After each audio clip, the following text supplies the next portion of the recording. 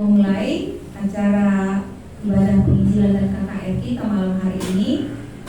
Shalom buat kita semua. Shalom. Selamat malam. Selamat malam. Ya, horas. Menjiwa-jiwa.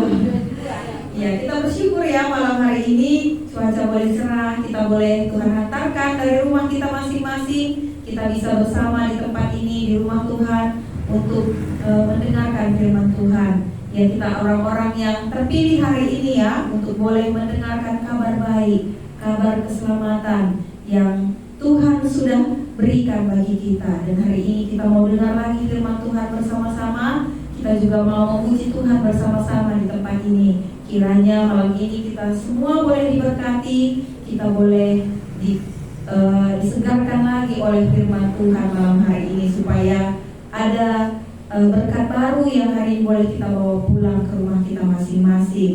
Kita akan memuji nama Tuhan. Kita bernyanyi dari nomor 269 dari buku lagu kita, nomor 269. Kalau ada anak-anak Tuhan yang bertemu, ada hal yang baik yang terjadi, ya.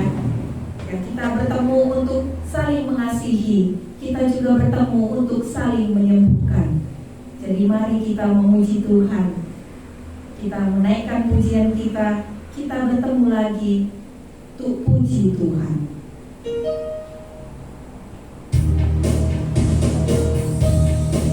Boleh sambil tepuk tangan.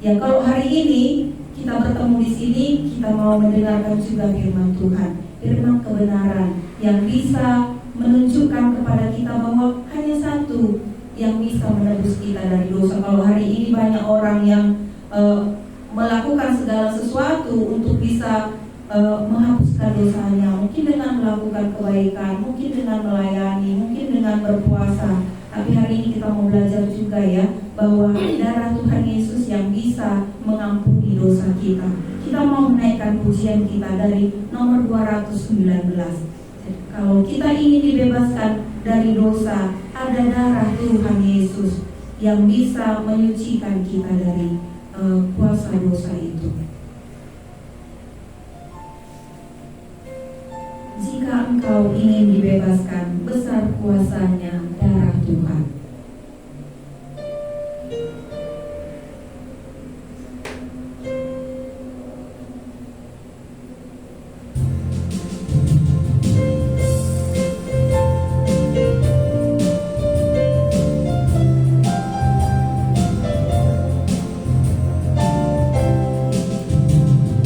Jika engkau ingin dibebaskan, besar kuasanya darah Tuhan. Jika kau berniat disucikan, ada kuasa darah Tuhan. Ada kuasa dalam darahnya, darah domba Allah. Ada kuasa dalam darahnya, darah anak domba Allah. Jika kau digoda oleh Jika kau digoda oleh setan, setan, besar kuasanya darah Tuhan. Jika engkau ingin diselamatkan, hai tempuhlah jalan Tuhan. Ada kuasa dalam darahnya, darah domba Allah. Ada kuasa dalam darahnya, darah anak domba jika engkau Allah. ingin dibebaskan, kita nyanyikan. Jika engkau ingin dibebaskan, besar kuasanya darah Tuhan. Jika kau berniat disucikan, ada kuasa darah Tuhan. Ada kuasa dalam darahnya, darah domba Allah. Ada kuasa dalam darahnya, darah anak domba Allah. Ya, mari kita satukan hati kita bersatu dalam doa. Benar ya Tuhan, ada kuasa dalam darah Tuhan Yesus yang bisa menyelamatkan kami dari lumpur dosa kami. Kami bersyukur Tuhan kalau Engkau Tuhan yang sungguh-sungguh mengasihi kami, yang sudah datang dari surga, mau turun ke dunia ini untuk menyelamatkan kami yang hina. Kami bersyukur kepada Tuhan oleh karena kasih-Mu yang besar bagi kami orang-orang yang berdosa. Tuhan Yesus, kami juga bersyukur hari ini Tuhan sudah antarkan kami dari rumah kami masing-masing. Kami boleh berkumpul bersama di rumah Tuhan. Hari ini kami mau menaikkan pujian kami kepada Tuhan. Hari ini juga kami mau mendengarkan suara Tuhan. Biarlah Tuhan yang akan berbicara bagi kami, masing-masing kami, supaya Tuhan memberkati kami oleh firman Tuhan. Biarlah hari ini kami boleh mengerti ada Tuhan yang mengasihi kami, yang mau mengampuni dosa kami, yang mau menyelamatkan kami. Berkati hamba-Mu juga yang akan menyampaikan firman Tuhan. Biarlah Tuhan yang akan menolong dia untuk berkata-kata. Biarlah Tuhan yang akan menolong juga untuk boleh menyatakan isi hati Tuhan bagi kami yang hari ini ada di tempat ini. Tuhan Yesus, kami mau serahkan ibadah kami malam hari ini ke dalam tangan Tuhan. Kiranya Tuhan yang akan memberkati.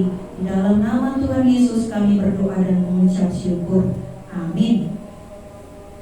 Baik, kita akan mendengarkan firman Tuhan ya, yang akan dibawakan oleh Bapak Komsel Sidang Putar, dan ada Bapak Pendeta juga nanti yang akan membagikan firman Tuhan. Kita mau menyambut firman Tuhan. Kita mau bernyanyi dari nomor 350. Ini lagunya bahasa Karo. Ya, karena ada di sini beberapa yang bukan orang Karo, saya terjemahkan sedikit ya, karena ini lagunya juga pendek. Atau sudah mengerti semua artinya? Yang orang karo tuh bisa gak ngerti ya.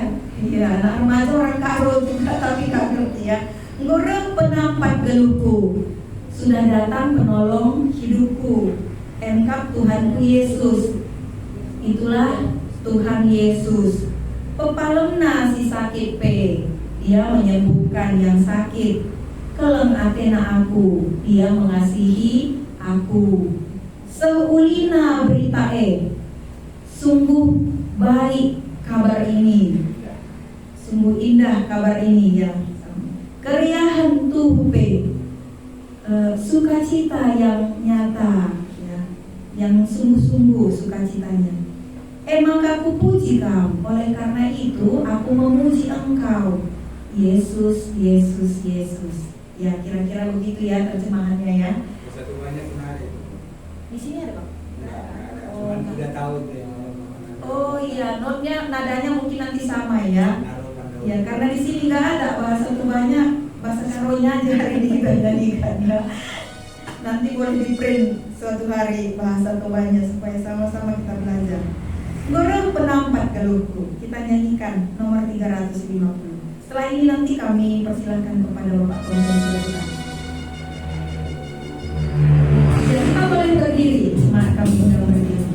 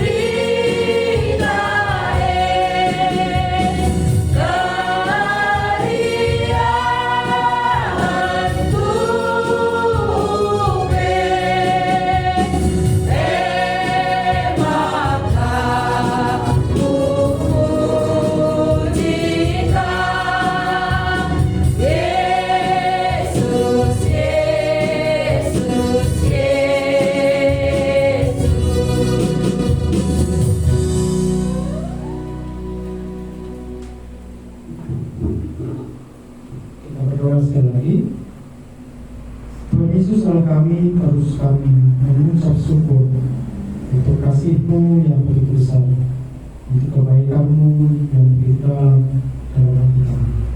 Dalam hari itu Tuhan, Engkau yang memberkati kakak yang diberi kami di tempat ini. Hamba-Mu yang terbatas, Tuhan yang Engkau beri, dan jemaat yang hadir kami bersyukur, Tuhan yang melayani mereka satu persatu, supaya kami pulang tidak dengan sia-sia, tapi kami pulang dengan sukacita yang datangnya daripada Tuhan. Dalam nama Tuhan Yesus kami berdoa bersyukur. Amin. Bapak Ibu silakan dulu.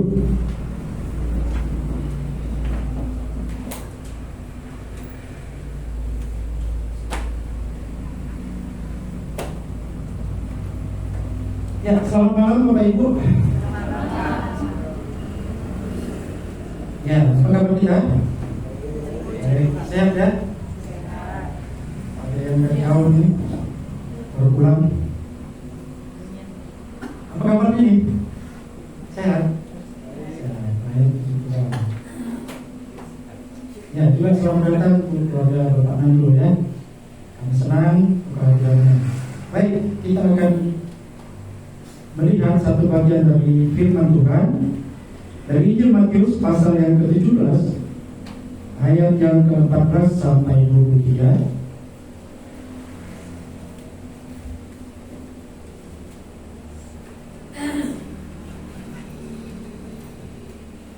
Kita akan membacanya bergantian.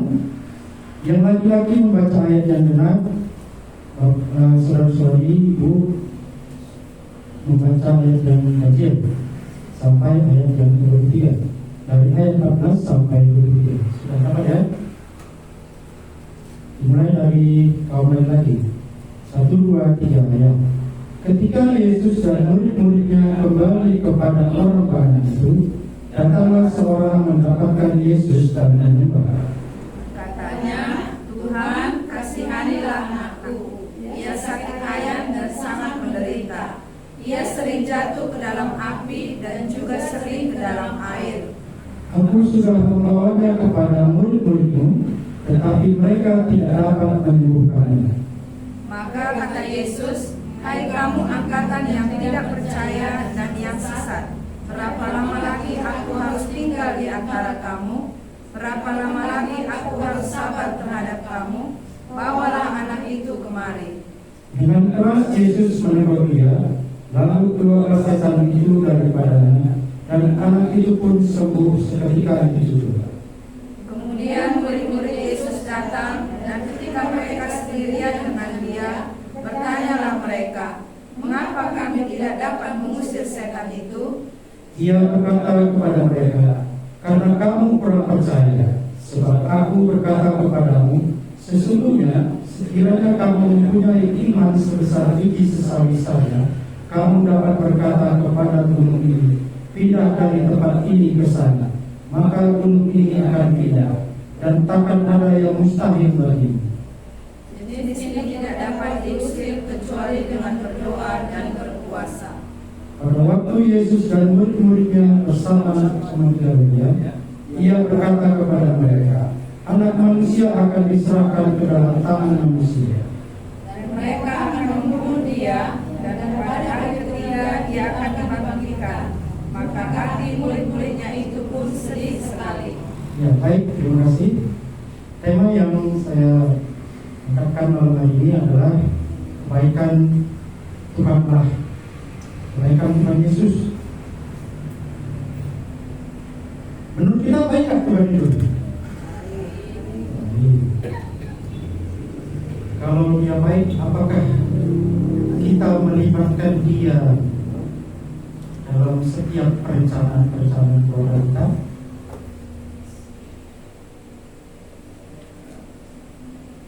Kalau Tuhan belum menjawab doa, apakah kita masih tetap menganggap dia baik, atau kita marah-marah, atau meninggalkan Tuhan? Jawab dalam hati aja ya. Ya, ini ada satu kisah di mana ada, di sini tidak disebutkan ini seorang bapak atau seorang ibu membawa seorang anaknya, anak muda yang sakit ayam. Ya, kejadiannya setelah Yesus turun dari gunung dengan ketiga muridnya ya. Jadi ketika Yesus turun dengan murid-muridnya kembali kepada orang banyak itu, datanglah seorang mendapatkan Yesus dan menyembah. Katanya, Tuhan kasihanilah anakku, ia sakit ayam dan sangat menderita. Dia sering jatuh ke dalam api dan juga sering ke dalam air. Aku sudah membawanya kepada murid-muridmu, tetapi mereka tidak dapat menyembuhkannya. Kebaikan apa yang bisa kita lihat dari bagian firman Tuhan ini? Yang pertama itu kebaikan Tuhan Yesus kepada murid-muridnya, tentu bisa kita lihat ya. apa yang Yesus katakan setelah melihat kejadian ini. Ayat 17, kata Yesus, hai kamu angkatan yang tidak percaya dan sesat, berapa lama lagi aku harus tinggal di antara kamu? Berapa lama lagi aku harus sabar terhadap kamu? Bawalah anak itu kemari. Ini adalah kebaikan Tuhan Yesus kepada murid-muridnya. Di Matius pasal 10 itu ketika murid-murid diutus oleh Yesus untuk pergi ke banyak tempat, mereka mengusir setan, menyembuhkan, dan mereka berhasil. Tapi dalam kasus ini ada seorang anak muda yang sakit ayam. Kalau dalam dunia medis saat ini itu seperti epilepsi ya, kalau saya tidak salah. Epilepsi itu gangguan dalam otaknya. Gejalanya itu bisa kejang-kejang, berbuih mulutnya, gitu. Dan mungkin, tapi dalam bagian ini dihubungkan dengan setan. Injil Matius ini mencatat bahwa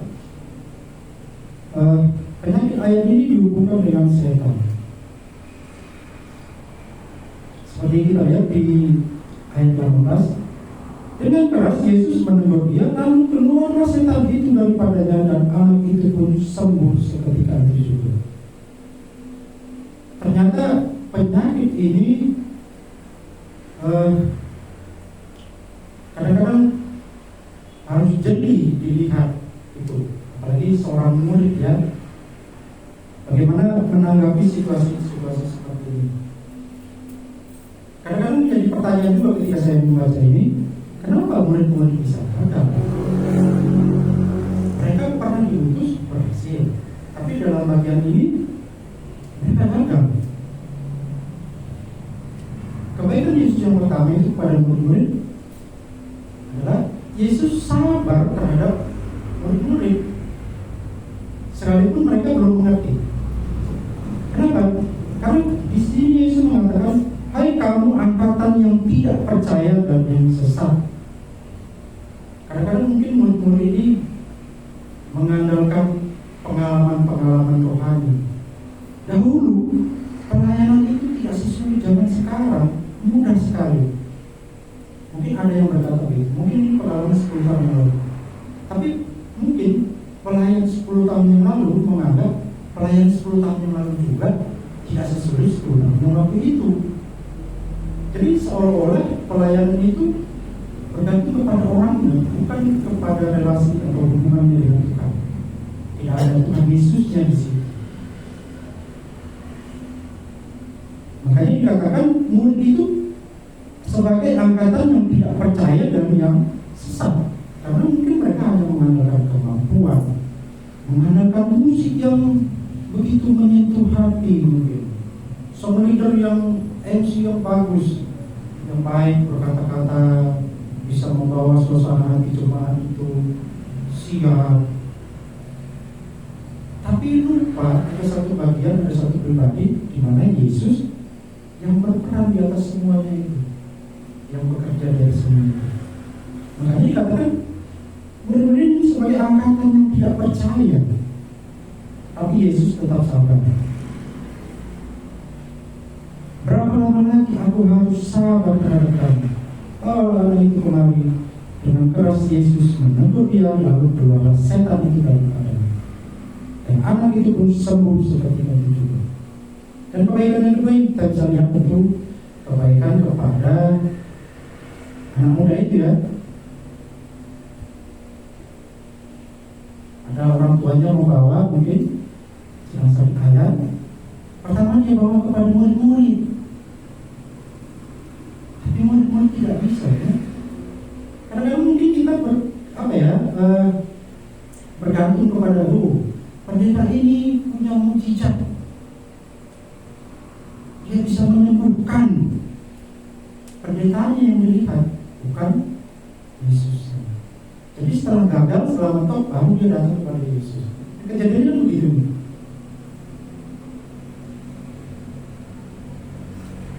Jadi kebaikan yang kedua itu bisa kita lihat, Yesus juga menyembuhkan orang-orang yang notabene belum kenal Tuhan, belum beriman kepada Tuhan. Ia sabar pada murid-murid yang sudah mengikuti dia lama.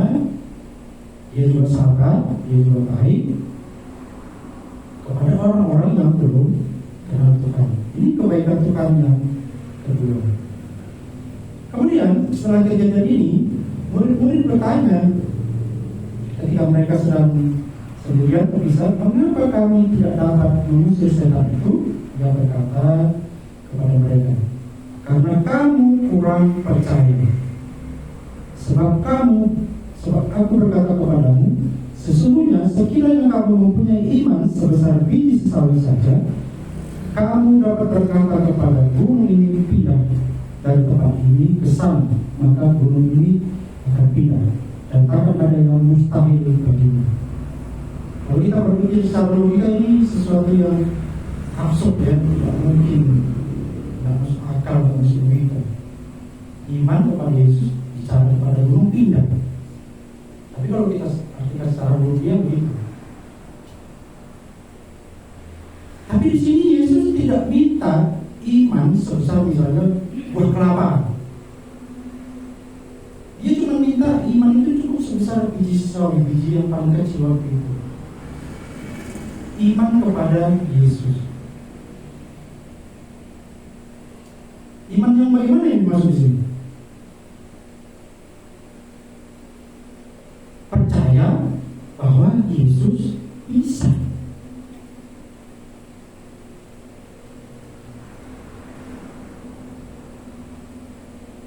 Selain iman itu percaya bahwa Yesus bisa menolong, bisa menyelamatkan saya, bisa membebaskan saya dari dosa, bisa dan banyak lain.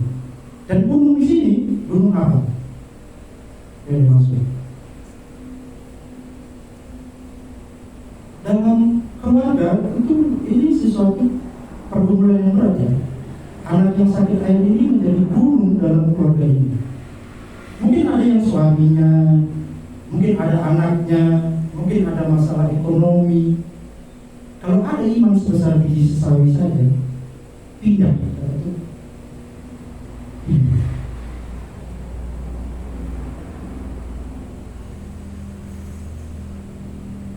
Sebab aku berkata kepadamu, sesungguhnya sekiranya kamu mempunyai iman sebesar biji sesawi saja, kamu dapat berkata kepada gunung ini, pindah dari tempat ini ke sana, maka gunung ini akan pindah, dan takkan ada yang mustahil bagimu. Amin.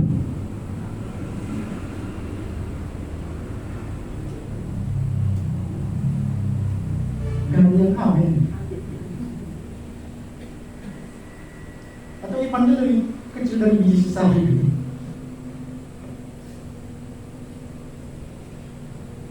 Tuhan itu baik kan? Tapi saya tanya, baik. Kalau Tuhan belum jawab doa kita atau Tuhan tidak jawab, apakah Tuhan tetap baik? Baik. Tuhan ciptakan matahari ya. Kalau kita bersyukur setiap hari, ketika Tuhan beri hujan, apakah kita mengucapkan terima kasih? Ketika ada berkat,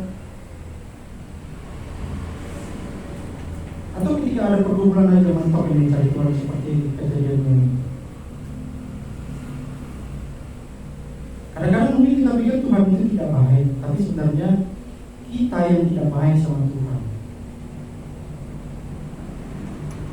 Kita mau atur Tuhan itu, kadang-kadang kita berdoa, kita atur dia supaya menuruti semua kehendak kita. Dan di sini ada tambahan, jadi sini tidak dapat diusir kecuali dengan berdoa dan berpuasa. Tentu berdoa dan berpuasa ini bukan menjadi suatu ritual magic ya. Oh, berdoa berpuasa pasti bumi akan pindah. Bukan itu masalahnya. Berdoa dan berpuasa ini membawa kita sebagai sarana atau media membuat hubungan kita itu lebih dekat kepada Tuhan. Berserah sepenuhnya menyerahkan diri kepada Tuhan. Bukan berdoa berpuasa yang jadi yang utama, tapi hati. Bagaimana kita kita memiliki relasi yang intim dengan Tuhan. Tentu dengan berdoa dan berpuasa ini membuat hubungan rohani kita itu menjadi lebih dekat, lebih intim dengan Tuhan. Itu yang Tuhan harapkan. Bukan menjadi sesuatu yang magical. Dengan berdoa, berpuasa, orang yang terserang setan bisa diusir semua. Ketika gagal, ini kurang berdoa. Jadinya salah. Kalau sesuai dengan rencana Allah, doa-doa itu tentu akan menjawab. Kalau tidak sesuai, atau Tuhan belum jawab, mungkin pada waktu Tuhan yang lain akan jawab. Dan kebaikan yang berikutnya adalah ayat 22 dan 23. Pada waktu Yesus dan murid-muridnya bersama-sama di Galilea, Dia berkata kepada mereka, Anak manusia akan diserahkan ke dalam tangan manusia, dan mereka akan membunuh Dia.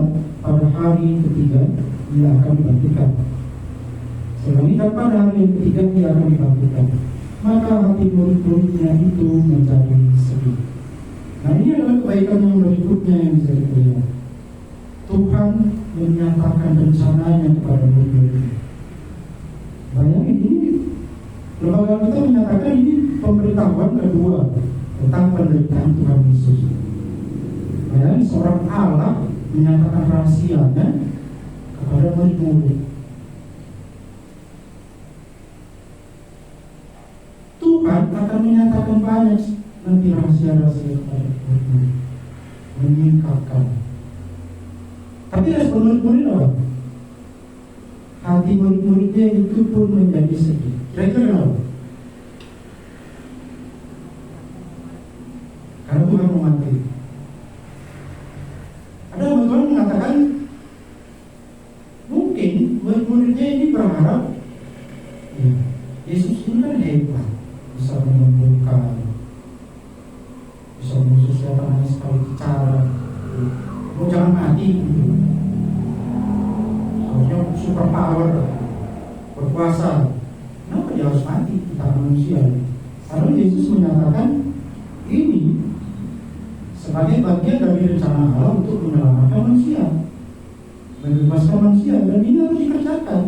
Jadi kejadian ini, peristiwa penyaliban Tuhan Yesus itu bukan tiba-tiba, tapi sudah direncanakan Allah. Dan sudah berkali-kali juga diberitahukan kepada murid-murid. Tapi respon murid-murid juga mungkin waktu itu belum mengerti dan mereka menjadi sedih. Kadang-kadang kita juga begitu kan. Ketika Tuhan mengizinkan sesuatu terjadi, kita tidak mengerti, kita menyalahkan Tuhan. Saya juga kadang-kadang begitu.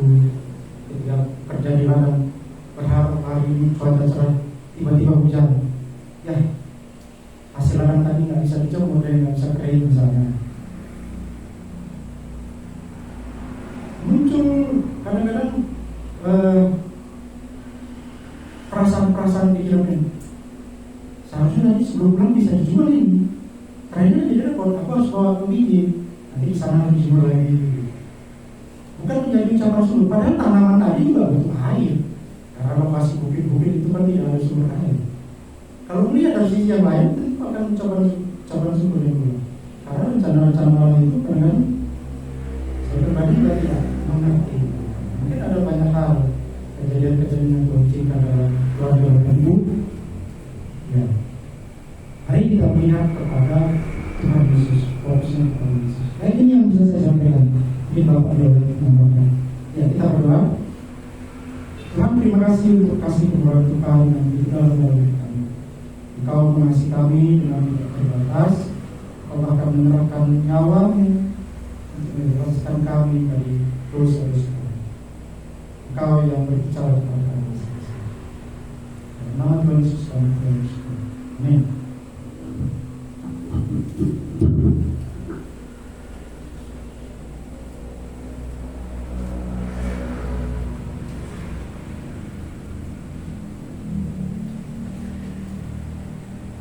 Baik, kita senang ya mendengarkan firman Tuhan hari ini. Yang kita diskusikan bersama-sama. Tapi kita memuji Tuhan dulu ya. Jika engkau ingin dibebaskan, tadi sudah kita nyanyikan, ini kita nyanyikan lagi. lagu ini akan mengajar kita bagaimana kita merasakan kebaikan Tuhan. Nomor 219. Kalau kita berani bicara Tuhan baik, pasti kita bisa memuji Dia, ya. Oke, kita nyanyikan bersama. Ada 3 bait itu nanti 3-3 kita nyanyikan.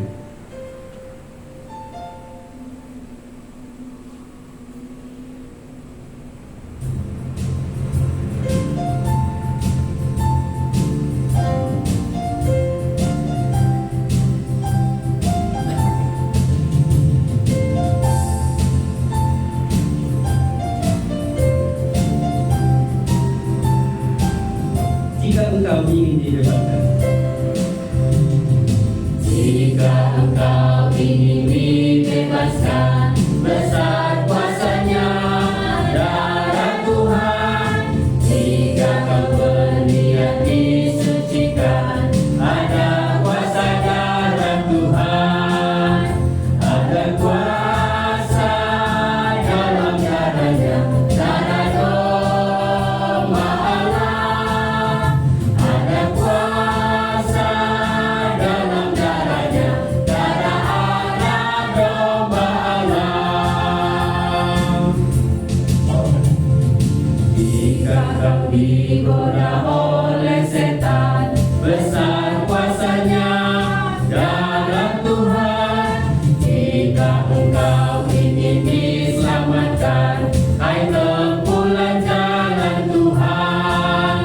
Ada kuasa dalam darahnya, darah domba Allah.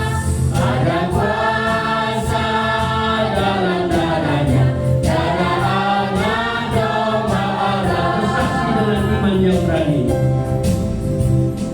Bersaksi dengan iman yang berani, besar kuasanya darah Tuhan.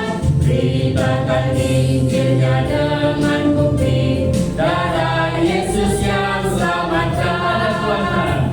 Ada kuasa dalam darahnya, darah domba Allah. Ada kuasa dalam darahnya, darah anak domba Allah.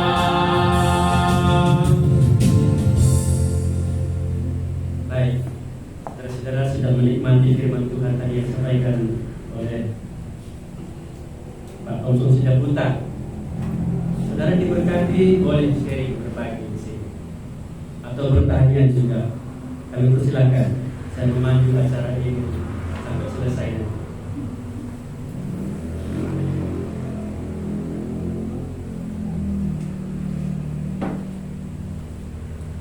Apa tadi temanya?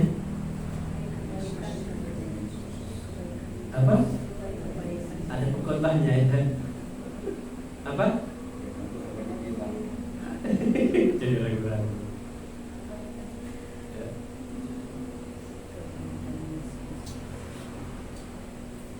Silakan, ada yang mau berbagi?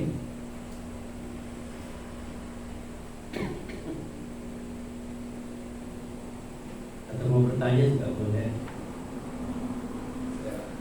Silakan.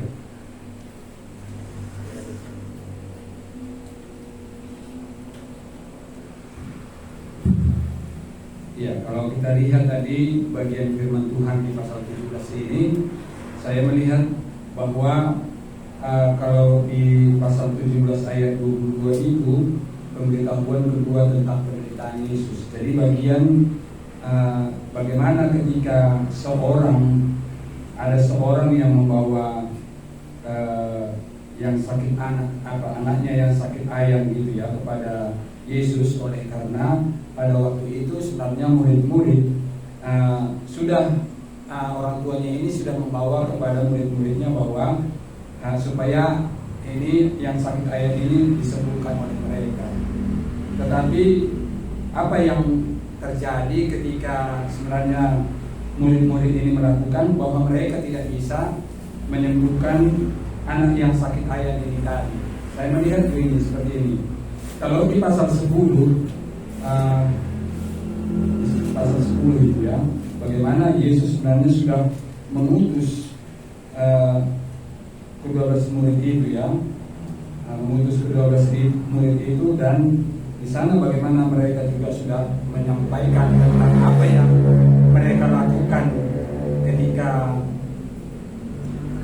mereka sudah memberitakan Injil, dan bahkan ada kuasa yang diberikan kepada mereka ketika mereka memberikan Injil. Ada yang menyertai mereka, kuasa yang menyertai mereka ketika mereka memberitakan Injil. Tapi saya melihat ini adalah hal yang ketika di bagian kedua bagaimana Tuhan Yesus akan menyampaikan tentang penderitaannya, ini adalah bagian-bagian akhir. Saya pikir kenapa di sana Yesus kembali mengatakan kepada murid-murid itu, hai kamu angkatan yang tidak percaya. Sebenarnya ini pengalaman bagi murid-murid ini tadi ketika mereka diutus oleh Tuhan Yesus untuk memberitakan Injil dan disertai dengan kuasa-kuasa bagi mereka. Saya pikir mereka tidak dalam sampai kepada apa yang Yesus maksudkan sebenarnya, yang harus sampai kepada mereka, bagi mereka secara khusus ketika mereka juga dihadapkan dengan hal-hal yang seperti ini. Bagaimana ketika ada seorang yang sakit ayan itu tadi, mereka tidak bisa menyembuhkannya, ya. Jadi sebenarnya kalau hanya beberapa waktu saja lagi Tuhan Yesus bersama-sama dengan mereka, tetapi setelah diuji, bagaimana sebenarnya tentang iman daripada murid-murid ini ya, iman daripada murid-murid ini ketika dihadapkan lagi dengan situasi ataupun mungkin sakit yang berbeda, mungkin sakit demam atau mereka sakit yang lain mereka bisa sembuhkan, mungkin juga kerasukan yang secara khusus yang mereka lihat mereka bisa ngapakannya. Tapi ketika ada ini sakit ayan dan juga dikatakan bahwa orang ini tadi kerasukan ada setan di dalam dia, tapi murid-murid ini tidak bisa mengeluarkan itu. Yang saya lihat iman murid-murid ini tidak berkembang, saya lihat ya, sekalipun sebenarnya Tuhan Yesus mau itu bahwa kualitas iman murid-murid ini harus semakin meningkat, dimana bahwa ketika Yesus bahwa di pemberitahuan kedua di pasal 17 di ayat 22 itu yang mengatakan bahwa Yesus bahwa anak manusia akan diserahkan ke dalam tangan manusia dan mereka akan membunuh dia, dan pada hari yang ketiga dia akan dibangkitkan. Ini sebenarnya saya melihat bahwa ujian bagi murid-murid gitu ya, ujian bagi murid-murid sebenarnya sejauh mana kualitas iman mereka ketika sudah sekian lama gitu ya, sudah sekian lama murid-murid ini bersama-sama dengan Yesus dan bahkan punya pengalaman yang khusus yang bagi mereka melihat Yesus, bagaimana Yesus menyembuhkan orang-orang sakit, Yesus mengusir setan seperti itu. Tapi kenapa kok disoroti Yesus pada waktu itu kepada mereka? Berapa lama lagi aku harus tinggal di antara kamu? Tadi di ayat 17 itu dikatakan, maka kata Yesus, hai kamu angkatan yang tidak percaya dan yang sesat, berapa lama lagi aku harus tinggal di antara kamu? Berapa lama lagi aku harus sabar terhadap kamu? Bawalah anak itu kemari. Jadi saya melihat di sana bahwa sebenarnya progres iman daripada murid-murid ini tidak berkembang, saya lihat sampai pada akhirnya nanti kalau kita lihat bagaimana ketika Yesus sendiri pun sudah ditangkap gitu ya, murid-murid ya berserak semua ya, bahkan sampai kepada Petrus menyangkal Yesus ya. Ini yang saya lihat bagaimana kualitas daripada iman daripada murid-murid ini. Sekalipun sebenarnya di pasal 10 itu tadi bagaimana Yesus sudah memutus mereka berdua-dua ya untuk pergi memberitakan Injil ya, sekalipun juga mereka disertai dengan tanda-tanda ya kuasa yang menyertai mereka untuk ditambah dengan ketika mereka memberitakan Injil seperti itu. Tetapi tidak, progresnya itu tidak berkembang gitu ya, tidak saya melihat ada progres yang begitu signifikan bagi murid-murid ini, sehingga Tuhan Yesus katakan kepada mereka, hai kamu angkatan yang tidak percaya. Ya, sebenarnya kalau Yesus katakan ini kepada murid-murid, ini adalah sebenarnya pukulan keras bagi murid-murid ya. Sebenarnya mereka sudah melihat gitu ya, sudah melihat apa yang Yesus perbuat, tapi kok ini yang satu ini kenapa mereka tidak bisa mengerjakannya? Sebenarnya mereka bisa. Kan dikatakan kalau saja kamu, dia berapa tadi? Sesungguhnya sekiranya kamu mempunyai iman sebesar biji sesawi saja, kamu dapat berkata kepada gunung ini, pindah dari tempat ini ke sana, maka gunung ini akan pindah, dan takkan ada yang mustahil bagimu. Berarti Yesus melihat bahwa iman murid-murid ini ya kualitasnya itu belum sampai sebesar biji sesawi gitu ya. Itu artinya yang sangat kecil sebenarnya yang mau Yesus sampaikan kepada mereka. Tapi itu saya lihat memang itu adalah tamparan keras bagi murid-murid. Ya, saya melihat ini bagi diri saya sendiri sampai hari ini seberapa gitu ya. Kualitas iman saya itu seberapa yang boleh saya tunjukkan, sehingga dikatakan oleh supaya jangan juga seperti ini bagi saya gitu ya. Hai kamu angkatan yang kurang percaya atau tidak percaya, dikatakannya yang tidak percaya, yang sesat. Bagi murid-murid dikatakan seperti itu. Jadi ini adalah saya melihat tadi tamparan yang keras bagi murid-murid. Sebenarnya ini juga bagi saya. Saya melihat seberapa besar kualitas iman saya setelah saya bersama-sama dengan Tuhan Yesus, mengikut Tuhan Yesus. Ini juga yang bisa saya sampaikan. Terima kasih.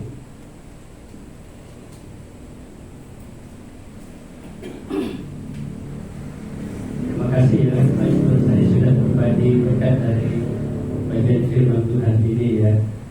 Jadi perlu juga kita cek ya kualitas iman kita, gitulah ya. Oke, ada lagi mau berbagi? Saya tanya, Pak. Bertanya ini. Iya. Oh, silakan. Ayat yang ke-17 itu ya, Tuhan berkata kepada murid-murid, hai kamu angkatan yang tidak percaya dan yang sesat. Ada kata yang tidak percaya dan yang sesat. Apakah Tuhan berbicara begitu hanya karena murid tidak bisa mengusir setan itu dari dalam orang yang muda tadi yang sakit ayan? Seolah-olah, saya pikir ini seolah-olah ada kata sesat, sepertinya murid nggak punya Tuhan begitu, ada kata sesat begitu. Kenapa Tuhan sampai segitunya berkata kepada mereka? Apakah hanya karena yang sakit ayan ini nggak bisa mereka sembuhkan, atau ada hal yang lain yang mau Tuhan katakan? Karena ada kata yang tidak percaya dan yang sesat gitu. Nggak cukup hanya yang tidak percaya, tapi ada kata yang tidak sesat, yang sesat begitu. Itu yang pertama, Pak. Yang kedua, kalau sakit ayan ini, yang penyakit ini, kalimat yang ayat 21 itu ya, dalam kurung, artinya hal ini jenisnya dapat diusir ya hanya dengan doa dan berpuasa gitu. Apakah kan murid-murid juga diberi kuasa ya, tadi sudah dibilang sama teman-teman gitu, sama Bapak Thompson juga, ayat pasal 10 itu diberi kuasa untuk apapun. Apakah dalam hal ini murid-murid nggak mengerti gitu? Apakah terlalu spesial setan yang satu ini, makanya harus mereka berpuasa dulu, berdoa dulu, makanya kalimat itu dibuat gitu, Pak. Ini ada 3 pertanyaan saya, Pak. Yang ketiga, apakah bagaimana sebenarnya kalau tadi Pak Torus bilang progres beriman, apakah iman itu, bagaimana kita mengukur iman? Besar, kecil, Tuhan bilang sebesar biji sesawi. Seperti apa iman itu seharusnya gitu loh. Maksudnya sebagaimana harusnya iman yang kira-kira mantep lah, yang sebesar biji sesawi, atau kecil besarnya beriman itu seperti apa gitu Pak? Itu aja, Pak. Baik, ya 3 pertanyaan ya. Nanti pengkhotbah bantu saya ya. Karena pengkhotbah ini sudah belajar mendalam baik ini ya. Baik, ada 3 pertanyaan tadi. Jadi saya lupa ya pertanyaannya ya. Yang pertama ayat 17 itu, mengapa Yesus sampai berkata, hai kamu angkatan yang tidak percaya dan yang sesat. Ini ditujukan kepada murid-murid sebenarnya. Mengapa harus kalimat yang keras ini dilontarkan? Yesus memang kalau diperhatikan bahasanya bukan bahasa kalau gugung ya, lembut gitu ya. Kalau jahe-jahe lah, agak kasar memang kalimatnya. Tapi ada dasar mengapa Yesus berkata demikian. Yang pertama, murid-murid itu sudah diajari sekian lama, tapi mengapa mereka tidak bisa membuktikan apa yang mereka pelajari itu?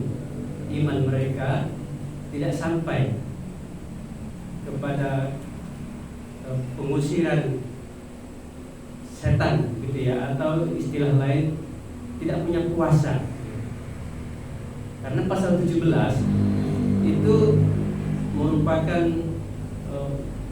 batas di mana Yesus secara khusus mengajar murid-murid. Setelah pasal 16 itu terakhir, Yesus bawa murid-muridnya ke satu tempat di Kaisarea Filipi. Situ Yesus mengajar murid-muridnya secara khusus. Pasal 1 sampai pasal yang ke-16 itu Yesus mengajar orang banyak. Jadi ini sebenarnya banyak kita pelajari nanti bagaimana Yesus dengan murid-murid. Nah, sudah sekian lama belajar, sudah setengah periode, setengah perjalanan. Ya, kalau kuliah tadi sudah tingkat 2, tingkat 3 begitu ya, belum selesai memang. Nah, tapi kok ilmunya, pengetahuannya yang mendasar pun nggak bisa gitu loh. Mengapa saya katakan mendasar? Karena iman kan nggak mungkin disatukan dengan setan gitu loh. Ya secara otomatis kalau terang ini ya gelap itu hilang gitu. Ini kok buktinya kok gelapnya masih ada nih begitu. Nah, ini makanya Yesus berkata demikian keras. Yang kedua, mengapa Yesus berkata begitu keras? Karena ini murid kelas 2. Kelas 1-nya ada di atas gunung bersama Yesus. Ada Simon Petrus, ada Andreas, Yohanes dan Yakobus. Nah, itu kelas 1. Artinya kelas 1 itu murid yang memang kelas utama lah. Seperti sekolah SMP Negeri Kuala itu kelas unggulan. Nah, murid-murid yang di bawah tadi itu kelas 2, itu bukan unggulan. Yang termasuk nanti di sana Yudas Iskariot lah. Itu ada Thomas juga di sana. Jadi itu makanya Yesus berkata agak keras karena memang mereka sedikit agak lamban dalam belajar. Enggak kayak kelas unggulan. Kelas unggulan itu tahu bagaimana Simon Petrus tidak ditegur oleh Yesus begitu keras. Iblis itu pasal 16. Apalagi kelas 2 pasti lebih lamban lagi sebenarnya. Jadi gereja juga begitu, ada kelas-kelas unggulan cepat nangkap, ada yang lama juga begitu. Makanya perlu juga keras bicara. Ya, oke ya. Nah, ini alasan Yesus mengapa membuat kalimat ini demikian keras. Hai kamu yang tidak percaya dan yang sesat, ya. Itu sebenarnya bisa diartikan jadi satu pengertian bahwa semua orang yang tidak percaya itu sama dengan sesat. Ya. Hari ini kalau kita nggak percaya sama dengan sesat artinya. Coba kita pergi ke kota misalnya ya, jalan ada di situ, Google Map menunjuk jalan ada di situ. Kita nggak percaya, kita ambil jalan sendiri, tersesat. Saya dengar waktu mereka pergi ke daerah mana waktu itu, kemana itu yang ada meninggal di Air Kanopan ya, karena mereka tidak melihat penunjuk jalan itu, wah mereka tersesat. Jadi jauh perjalanan. Wah ini kasihan sekali saudara. Tapi hari ini baru kita mengerti ternyata orang yang tidak percaya itu adalah sesat. Yesus jalan ke surga itu satu-satunya kita bilang. Gak percaya saudara sesat saudara, pasti.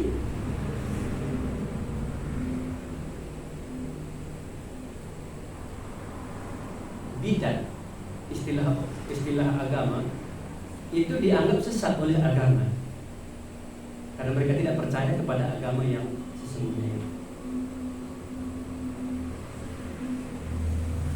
Ternyata murid kelas 2 ini mereka tidak percaya bahwa penyakit itu atau setan itu bisa disembuhkan atau dilepas. Ada banyak hari ini murid-murid ataupun orang-orang Kristen itu tidak percaya itu. Kalau misalnya sesuatu penyakit itu bisa sembuh atau setan itu bisa diusir. Ada banyak. Saya ingin bertanya juga dalam hal itu. Mungkin kita hari ini banyak yang kita rasa yang mustahil dalam hidup ini. Yesus ada di sini. Yesus berkata tidak ada yang mustahil bagi. Tapi bagi kita itu ada banyak sekali hal yang mustahil. Merasa nggak mungkin, tapi Yesus bisa lakukan. Iman kita harus berani berkata, Yesus bisa lakukan.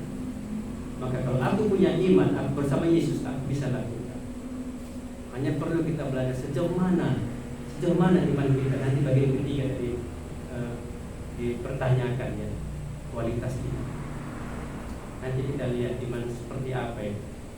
Sehingga tidak ada yang mustahil ya. Hari ini ada penyakit-penyakit yang kita bilang tidak mungkin lagi sembuh, menunggu harinya selesai. Kita selalu mengarah kepada penyakit. Padahal maksud Yesus di sini sebenarnya bukan perkara penyakit. Ini perkara musuh setan.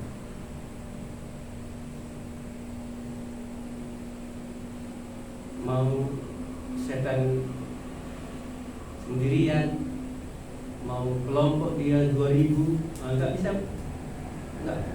bisa dikalahkan dia. Bisa. Mau digajang, digendak, dikibul, semua bisa dikalahkan.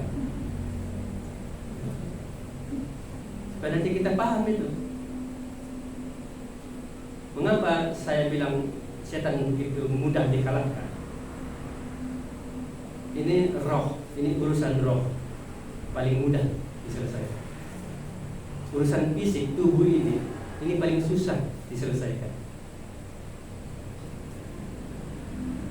Karena Allah itu roh, karena ada Roh Kudus, maka urusan roh itu gampang diselesaikan. Mengapa Allah menjadi manusia sampai segitunya? Karena urusan daging manusia payah diselesaikan. Jadi kalau ada orang sakit batuk, pilek itu tubuhnya itu agak lama baru sembuh. Itu urusan fisik. Kadang harus perlu dokter.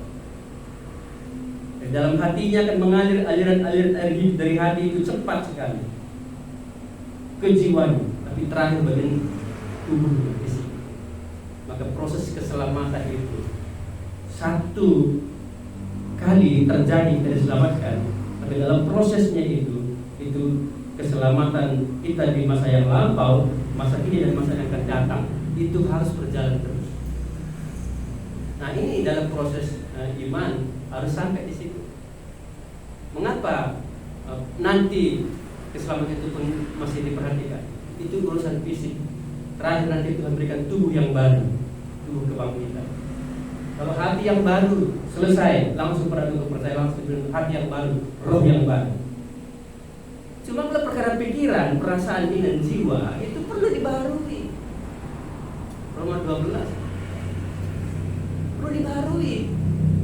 Ini pikiran ini, karena pikiran kita yang dari kecil sudah dididik oleh budaya, oleh orang tua, ini pikirannya rusak.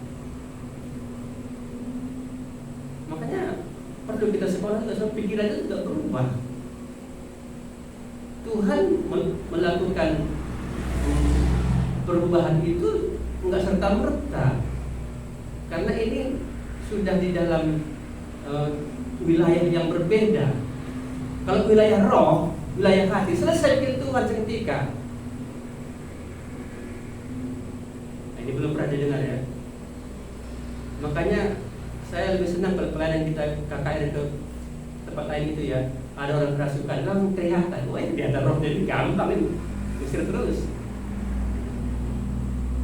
Yang sulit kan yang nggak kelihatan rohnya. Ya pura-pura dengar potong-potong, entah ngapain pikirannya lah, gitu loh. Yuk, datang ke gereja, sampai di gereja main HP-nya dia. Ini kan susah ini. Kita pikir dia nengok Alkitab di HP, padahal apa? Ya entahlah. Tanya aja mereka yang lihat HP itu. Ini kan susah. Tapi kalau soal kerasukan itu langsung tahu. Oh dia nggak suka dengan firman Tuhan, langsung menolak. Ah, ketahuan. Di sini ada yang mau kerasukan? Kayak. Ya, cepat. Begitu. Makanya kata satu pendeta saya dengar dia khotbah, kalau mengusir setan yang kerasukan itu paling gampang katanya. Yang paling sulit itu orang yang bersaksi, itu yang sulit.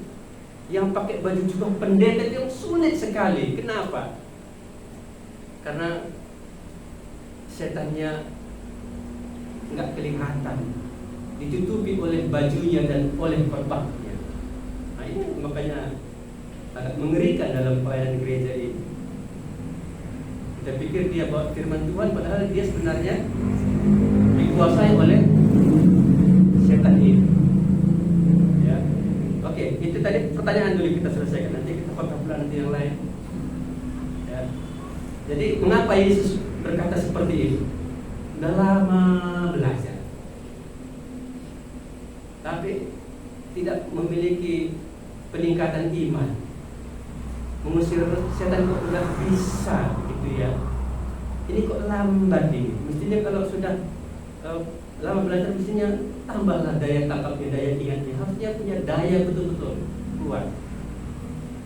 Nah ini perlu apakah kita sakit hati dengan perkataan-perkataan keras seperti yang Yesus ucapkan itu? Tidak perlu sakit hati. Ya. Tadi kebaikan Tuhan ditunjukkan dalam 3 hal, ya, kepada orang sakit ini dan kepada murid-murid. Kepada murid-murid ini Yesus keras memang berbicara. Mengapa? Karena sudah diajari, tapi nggak juga nangkap, nggak juga ngerti, ini harus keras. Kalau yang baru-baru seperti orang tua ataupun anak yang sakit air ini nggak perlu keras-keras. Dia udah sakit keras, dimarahin lagi. Makanya kita nggak boleh datang ke dokter juga. Kita udah sakit, dia marahin dokter lagi kan? Nah, kita nggak boleh lagi ke situ cari dokter lain. Ini kan kita datang sakit, ya. Ini dulu ini ya. Kita datang sakit, ya. Lalu dokter langsung suntik. Sakit nggak? Pernah pengalaman disuntik sakit? Sakit. Lalu dikasih obat, pahit. Dikasih obat, pahit. Pulang kita bayarnya mahal, sakit nggak? Itu makin sakit. Maka kita bersyukur sekarang ini kita datang ke dokter, nggak lagi kita disuntik, ya kan? Iya kan? Nggak lagi suntik hari ini ya, nggak lagi disuntik, paling suntiknya di infusnya, jadi nggak sakit. Bersyukur. Obat pun hari ini sudah ada yang manis-manis. Ya. Pulang kita nggak bayar dong? Ya, oke ya, itu. Jadi kalau yang sudah diajari, ya, murid pemuritan, nah ini harus digembleng keras. Jadi kalau ada orang tua atau guru atau pendeta agak keras bicara itu supaya lebih baik ya, amin. Kurang keras amin jadi ya. Ya, yang kedua tadi pertanyaan yang kedua tadi itu dikatakan jenis ini tidak dapat diusir, itu tadi ya. Kecuali dengan berdoa dan berpuasa. Dalam dunia teologi ya, bibliologi mempelajari ilmu Alkitab. Kalau ada tanda kurung seperti itu, sebenarnya dalam bahasa aslinya tidak ada, tapi ditambahkan di dalam. Siapa yang menambahkan? Kemungkinan besar itu penterjemah. Ya. Penulisan dasar itu tidak ada, tapi penterjemah menambahkan. Mungkin karena kebiasaan tadi dikatakan tadi, bahwa dengan berdoa, dengan berpuasa itu akan memberikan satu nilai yang lebih gitu ya, dianggap lebih fokus gitu. Nah, kalau saya memberikan pengertian begini, Yesus sebenarnya tidak berpuasa dan tidak berdoa untuk mengusir roh ini. Jadi penulis dan penterjemah itu membuat ini karena ini kebiasaan gereja mula-mula. Nanti kita lihat Markus pasal 16 juga kita akan temukan itu. Ya, karena mereka anggap bahwa nggak mungkinlah kabar baik kok isinya nggak sampai Yesus bangkit, nah begitu. Nah, jadi hal ini tidak mengurangi iman kita bahwa mengapa harus diusir dengan doa dan berpuasa, supaya bagaimana murid-murid yang sudah belajar itu memang bertekun dalam doa dan puasa. Memang itu kegiatan gereja pada waktu itu, mereka bertekun dalam doa dan puasa. Sebenarnya mengusir roh itu atau menyembuhkan penyakit ini itu, kalau saya ditanya, itu dengan iman. Iman itu saya bersama Tuhan di sini. Perkara doa sebenarnya kan bukan harus lipat tangan begitu ya, bukan dengan tunduk. Meskipun kita mengajari anak-anak begitu ya, doa kan bisa saja dengan ucapan langsung saja. Itulah seperti itu. Tapi dengan satu keyakinan, aku bersama Tuhan di sini. Mengapa tidak ada mustahil sebenarnya? Itu karena bersama Tuhan. Karena dalam Alkitab, bagi Allah tidak ada mustahil. Sekarang bagi kita, kalau kita punya iman bersama dengan Tuhan, ya tidak ada mustahil. Apakah ada jenis-jenis setan ini harus doa puasa dulu begitu baru bisa diusir? Saya kira enggak. Ya. Kalau ada katanya itu cuma tipu muslihat saja. Setan sudah hilang kuasanya. Ketika Yesus mati dan bangkit, setan sudah enggak punya kuasa lagi. Jadi yang nampak hari ini itu tipuan saja. Jadi enggak perlu takut. Apalagi kita bersama dengan Tuhan Yesus. Tidak pun bersama Yesus sebenarnya kita tidak perlu takut. Karena dunia kita beda. Dia dunia roh, kita dunia fisik. Tapi karena pikiran kita dirusak dari dulu, jangan gelap-gelap pada setan. Maka gelap itu terpikir setan.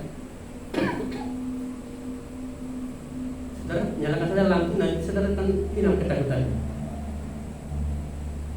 Ini logika.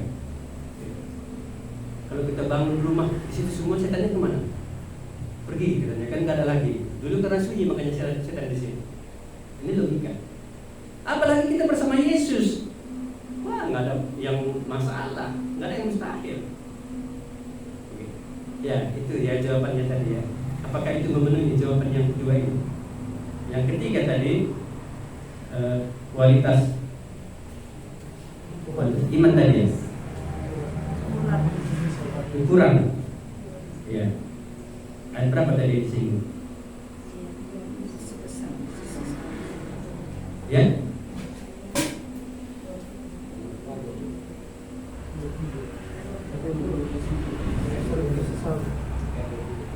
ayat 20 tadi yang disinggung ya.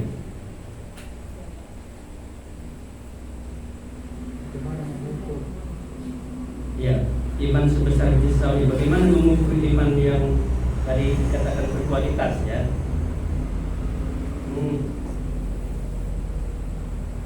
Saya hanya lihat satu ayat saja dari Ibrani 11 ayat 1 ya.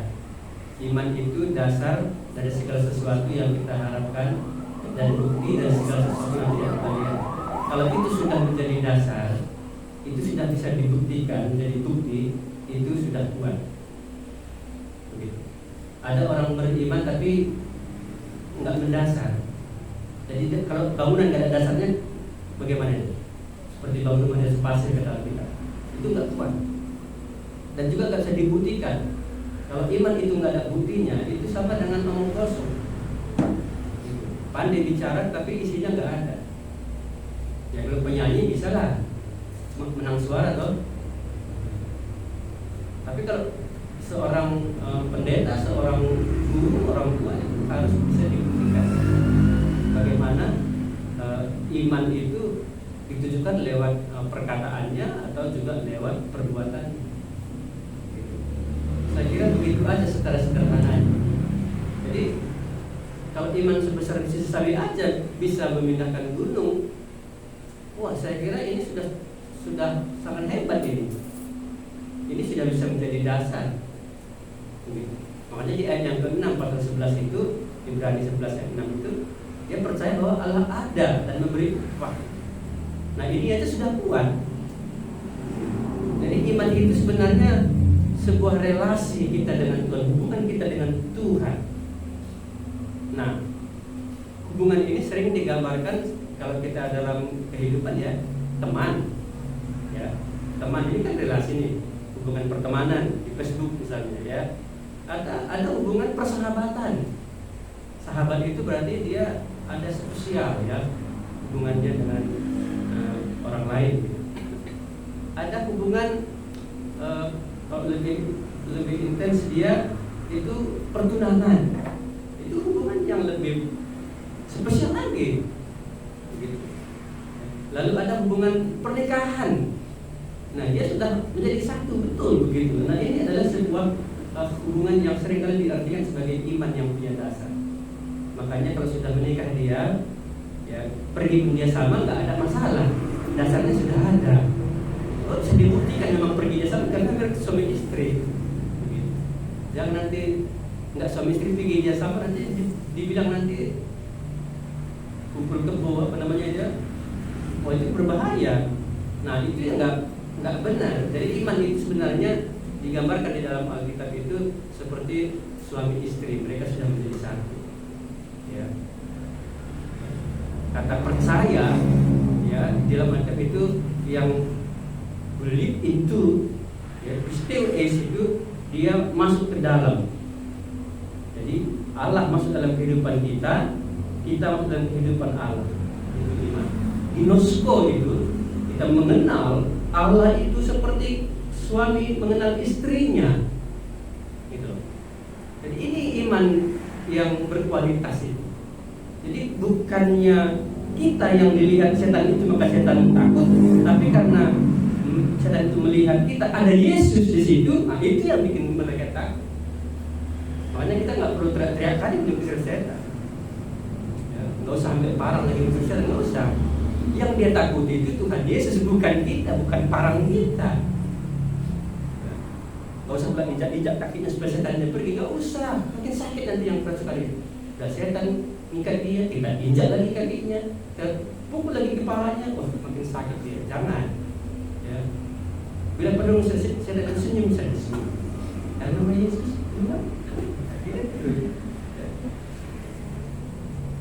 Tapi Yesus kan dengan keras tadi, dengan keras.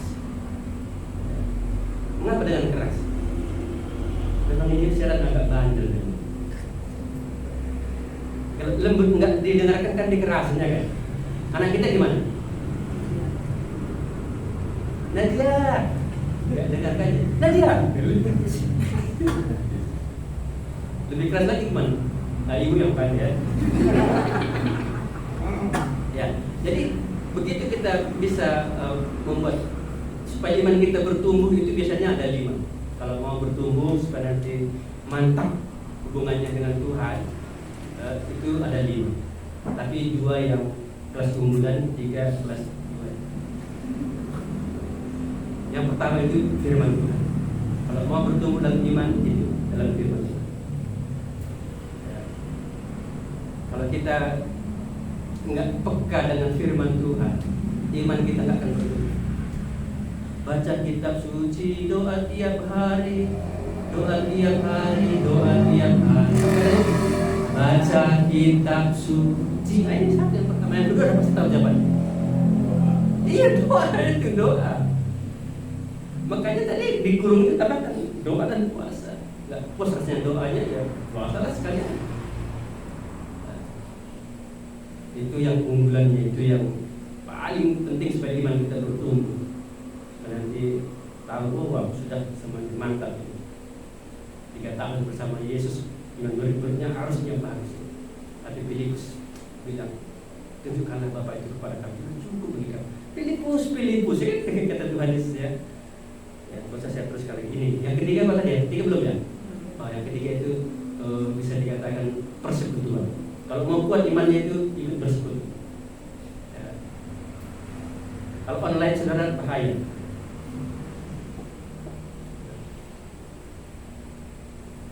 Nanti di sini makan BPK di rumah nggak dapat, itu kalau online. Iya betul saudara. Untungnya kita bersekutu ini punya kekuatan besar. Sekutu dulu lawan Jepang itu kan karena menang itu karena sekutu. Gabungan dari beberapa negara. Maka itu kata penulis Ibrani, jangan tinggalkan pertemuan-pertemuan ibadah. Kuat bikinnya iman. Kalau sering nonton bioskop aku enggak kuat bikinnya iman. Yang keberapa? Ini bukan persekutuan, ini kelas 2 ini ya. Kenapa? Karena seringkali juga di persekutuan kita nggak terbangun iman kita. Kita lagi asik mau dengar firman, teman kita ketiduran. Katanya dia sudah tim pelayan, tapi kok dia juga tidur ya? Kita jadi nggak seru kita gitu.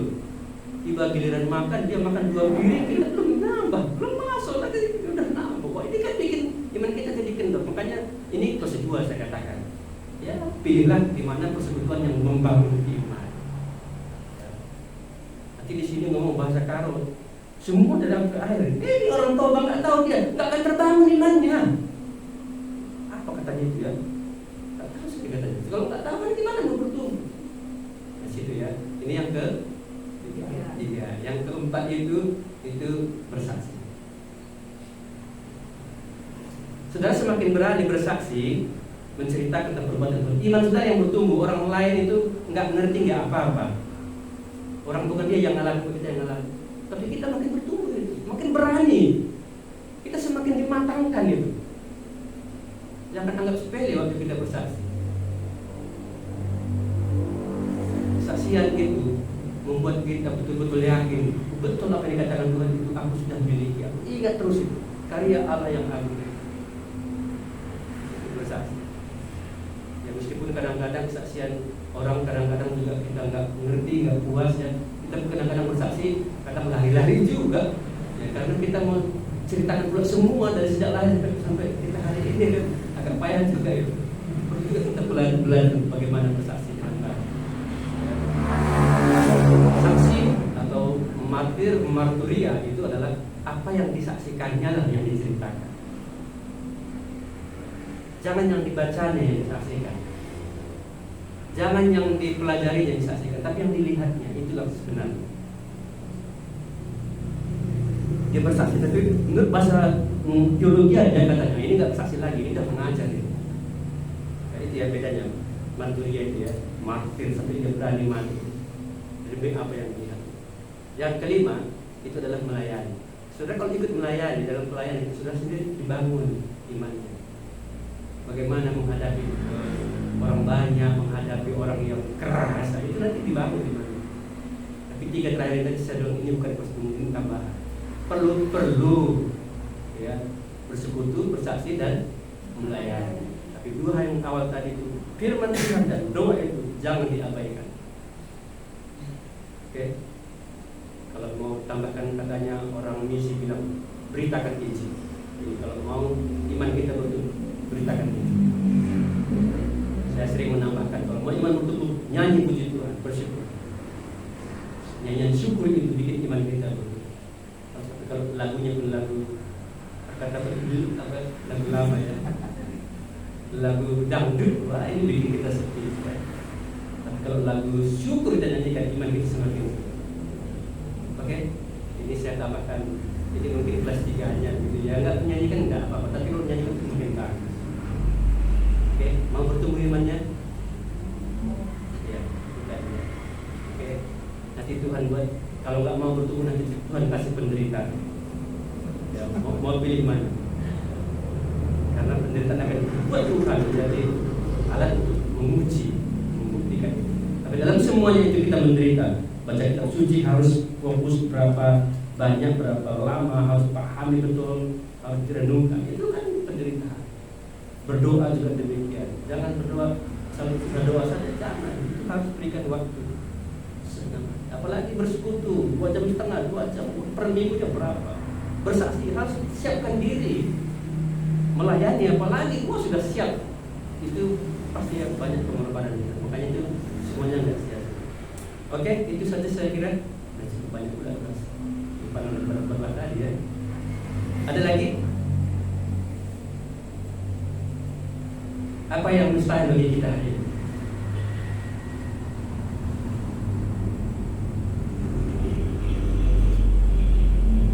Apa kata Yesus? Apa? Tidak ada yang mustahil. Kata terakhirnya agak positif. Apa kata Yesus?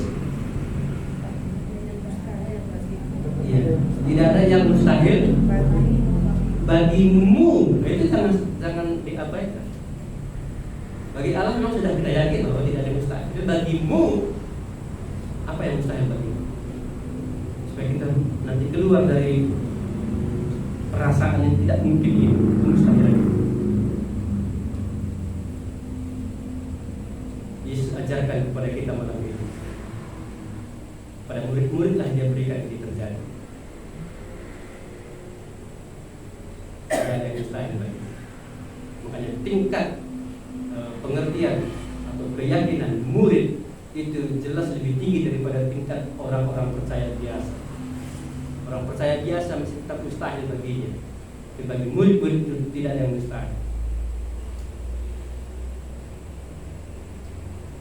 Maka itu kita bersyukur kalau kita ikut dalam kelompok komunitas, belajar, training, terus belajar sampai nanti kita melewati setiap kesulitan karena kita tahu di situ Allah turut bekerja, tidak ada yang mustahil bagiku. Ya, ada yang cerita mungkin ada pengalaman mustahil hari ini biar kita hilangkan itu.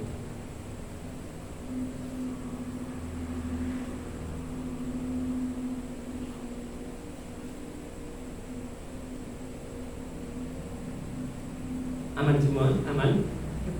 Amin. Seorang datang kepada kami sudah 17 tahun menikah tidak punya hubungan. Saya tanya apakah masih ada kalau punya harap. Sudah didatangi semua dokter bahkan dari luar pun sudah didatangi, sudah habis 50 juta untuk mengurus itu semuanya. Tapi mereka masih berharap. Ya, saya bilang kita berdoa saja. Kalau ada iman, ada Yesus di situ, Yesus bisa lakukan. Tidak ada yang mustahil. Apakah kalau nggak ada anak nggak bahagia? Ini kan jadi masalah. Padahal yang punya anak hari ini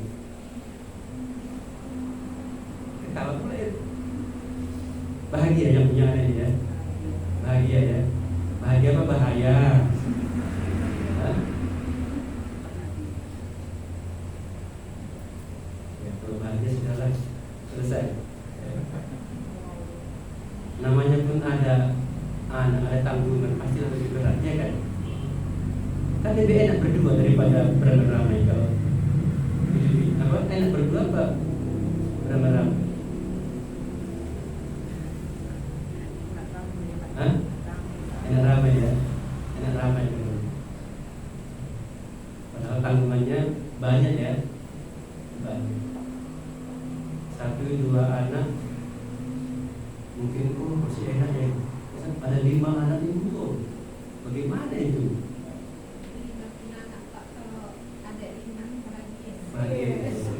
Saya betul gitu dari tadi. Gak ada yang mustahil ya. Mata menangis boleh saja, tapi hati iman harus kuat. Tapi ada karunia Tuhan, saya katakan kepada orang yang tadi, Tuhan karuniakan. Saya bilang, saya cerita dengan dia tentang kami. Mengapa 5 tahun kami baru dikasih Tuhan anak? Supaya kami bisa belajar nggak punya anak dan punya anak. 5 tahun nggak punya anak itu juga ternyata memang berat, khususnya bagi perempuan. Laki-laki itu mah enjoy saja. Di kereta nggak berat itu. Uang juga kan nggak pula berat kali kalau cuma berdua kan. Sepiring berdua bisa. Kalau anak-anak kan bisa lagi sepiring berdua. Masalah 2 piring itu bertiga.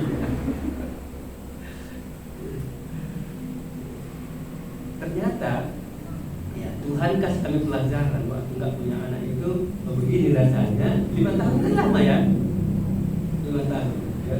Baru setelah kami diberikan Tuhan anak, ini sudah berapa umur anak kami besarnya? 13 ya, 13 tahun sudah punya anak. Begitu sakit anak langsung kelabakan, bangun jam 3, jam 4. Kadang-kadang suruh musik karena si ngantuk mata ini. Tapi memang kalau ada tadi memang bahagia ya. Tuhan karuniakan, itu berarti Tuhan anggap sanggup. Maka pelajaran kami pada waktu kami baru punya anak, saya dapat pelajaran begini. Selama ini Tuhan nggak karuniakan, nggak berikan karena Tuhan anggap kami nggak sanggup mendidik anak. Tuhan hanya berikan saya karunia punya pasangan supaya kami bisa hidup mengurus 1 orang. Mengurus 2 lebih berat daripada mengurus 1 orang. Tapi kalau Tuhan kasih tambah lagi, puji Tuhan, kita 4 orang dalam 1 kereta, nggak muat lagi 1 kereta. Tapi nggak apa-apa, masih ada angkot toh, bisa naik angkot. Artinya ada karunia Tuhan, kita nikmati. Jadi kalau kita memang punya Tuhan, ya, kita tidak ada masalah bagi Tuhan. Bagi kita juga iya. Tapi kalau Tuhan nggak karuniakan, jangan sakit hati, jangan kecewa, jangan ditentang-tentang dan besar bagi apapun kita mau buat. Aku harus sampai di bulan, bayar 2 miliar baru bisa ke bulan hari. Ajak Elon Musk. Jangan bilang nggak ada mustahil bagiku, tapi yang kita pikirkan itu nggak sesuai dengan karunia Tuhan. Itu berarti kita tidak percaya, itu sesat. Aku harus besok pagi harus ada rumah besar. Nah ini kan sesat ini. Meskipun nggak ada yang mustahil, tapi kalau seperti itu berpikirnya, Tuhan nggak akan karuniakan. Makanya kita bicara karunia Tuhan. Iman itu adalah karunia Tuhan. Kehidupan kita ini ada kuasa, itu karunia Tuhan. Maka tadi saya tanya ke dia, apa yang mustahil bagi kamu? Kalau nggak ada lagi, berarti semuanya sudah Tuhan karunia. Kan gitu aja jawabannya. Harapanku, ekspektasiku, aku harus ini, tapi nggak masuk akal. Orang nggak belajar minta lulus SPM, apa itu? Saya lupa. Iya, begitulah. Nggak pernah dia masuk sekolah. Dia bilang saya lulus katanya. Itu kan karena perkuhatan guru makanya lulus. Kalau nggak lulus jadi ya. Hari ini kumon, hari ini ya. Iya. Hari ini saya nggak ikuti lagi karena mereka yang lulus, saya nggak lulus. Saya nggak di situ. Iya. Kita harus berpikir lulus ijazah tapi nggak ada pengetahuan yang bikin malu sekolah kita. Saya kok cerita sekolah ini ya. Kita kembali aja ke kita. Ya.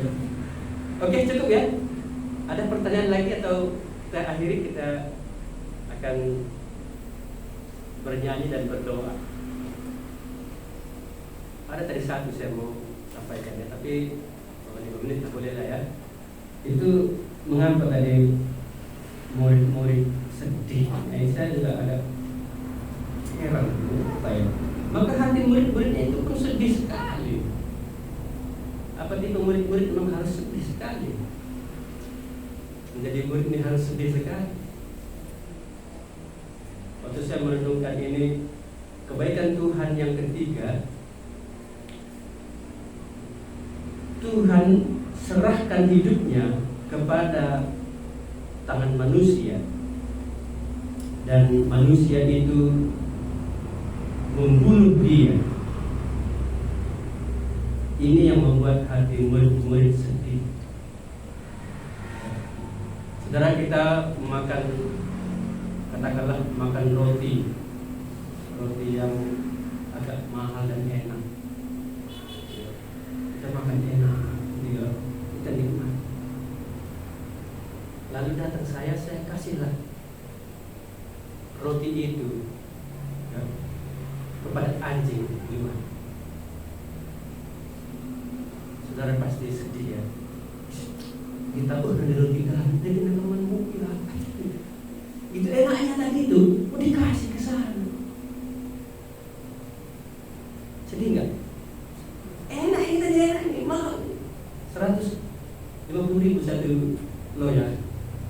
Jarang-jarang kan? Ada lah ya, yang beli sama sudah boleh-boleh. Itu mahal itu ya. Enak itu, mau dikasih sama anjing. Wah ini gak benar, ini sedih. Yang paling parah ya, roti yang enak tadi dikasih sama anjing, tapi anjing gak mau. Udah terbuang, udah jatuh ke tanah sana. Anjing pun gak makan, kita pun gak makan. Itu kan jadi sedih.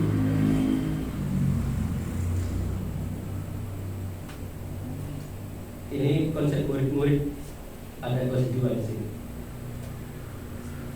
Murid-murid berharap bahwa Yesus yang sudah mereka dengar, yang sudah mereka lihat, yang sudah bersama-sama dengan mereka, yang punya kuasa begitu besar, maunya Yesus terus bersama-sama dengan mereka. Tapi Yesus katakan, aku akan kuserahkan kepada anak manusia. Ini murid-murid gak siap. Pelajarannya bagi kita, seringkali kita gak siap ketika apa yang hebat kita rasa, apa yang baik kita rasa, tapi diberikan kepada orang lain. Kita gak siap. Apalagi pada waktu kita tahu, pada waktu Yesus diserahkan kepada anak manusia, mereka akan membunuh dia. Itu makanya murid-murid semuanya pada masa itu mereka begitu takut dan cemas, termasuk murid kelas unggulan Petrus. Saya harap konsep ini harus diluruskan. Makanya Yesus bicara sampai 4 kali dalam kitab Matius ini, supaya murid-murid yakin betul ini harus mereka relakan. Guru mereka yang hebat itu, yang berkuasa, yang baik itu, dia harus mati di kayu salib. Ini harus diluruskan, harus diterima murid-murid. Karena kalau Yesus tidak diserahkan, tidak mati di kayu salib itu, keselamatan kepada bangsa-bangsa, kepada manusia itu tidak terlaksana. Kalau hanya murid-murid yang diselamatkan, itu egois. Kalau hanya bangsa Israel yang diselamatkan, itu egois. Itu sebabnya Allah membuang mereka ke Babel, supaya di Babel mereka bisa bersaksi. Puji Tuhan, Daniel di sana ada bersaksi. Kalau kita hanya berpikir keselamatannya kepada kita saja, kita nggak mau beritakan, kita nggak mau berikan kepada orang lain. Ini masalah bagi murid-murid. Saya harap kita terus belajar, diluruskan dalam pikiran ini. Kasih Allah bukan untuk kita nikmati kata seorang pendeta, tapi untuk kita bagikan kepada orang lain. Tapi ini kan masih dalam perjalanan tersebut, nanti dia ada dari kebaikan. Jadi apa yang kita miliki hari ini mesti kita berikan kepada orang lain. Seperti Yesus, baik kita rasa dalam diri kita, kita berikan kepada orang lain. Itulah Yesus yang diserahkan kepada anak manusia dan mereka membunuh. Murid-murid belum sampai berpikir dia akan dibangkitkan. Mereka tidak lihat itu. Karena dalam bayangan mereka pasti sudah sulit untuk mengerti, untuk diserahkan kepada bangsa-bangsa lain, itu pun sulit mereka terima. Karena mereka bangsa eksklusif yang tertutup, hanya mereka saja disebut bangsa pilihan. Mereka tidak mau bergaul dengan bangsa-bangsa lain. Tapi Yesus katakan, aku diutus kepada bangsa-bangsa lain. Sebab murid-murid pada akhirnya diutus kepada bangsa-bangsa.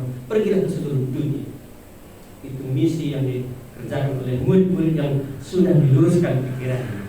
Saya harap malam hari ini juga pikiran dan diluruskan oleh Tuhan, supaya kita mengerti, kita nggak sedih lagi apapun yang terjadi, itu kita ikuti apa selera Tuhan, apa maunya Tuhan. Begitu ya, bukan maunya kita. Kalau mau roti itu tadi ya, diberikan kepada anjing, tidak apa-apa. Kita kan sudah makan.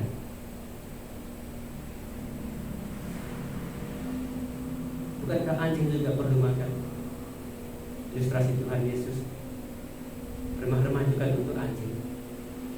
Tapi anjing itu juga makan dari meja Tuhan. Anjing siapa? Adalah orang-orang yang tidak dalam persekutuan kita. Seperti perumpamaan cerita Yesus tentang perempuan Kanaan. Kita nggak siap ketika kita yang kita miliki kita berikan kepada orang lain. Harusnya kita siap, harus kita rela berkorban. Oke, ini pelajaran tambahan sedikit dari saya tadi, dari ya kebaikan Yesus tadi ya. Yesus kepada orang yang sakit itu, kepada murid-murid dan kepada bangsa-bangsa lain ya, pada seluruh bangsa. Oke, baik, kalau nggak ada kita nyanyikan lagu yang tadi 219 tadi. Kita nyanyikan bait yang ketiga saja, bait yang ketiga. Saya senang bait yang ketiga supaya kita mulai memberitakan Injil, bersaksi ya. Jika engkau ingin dibebaskan, tapi bait yang ketiga ya, bersaksi dengan iman yang berani. Nanti baru kita akan berdoa.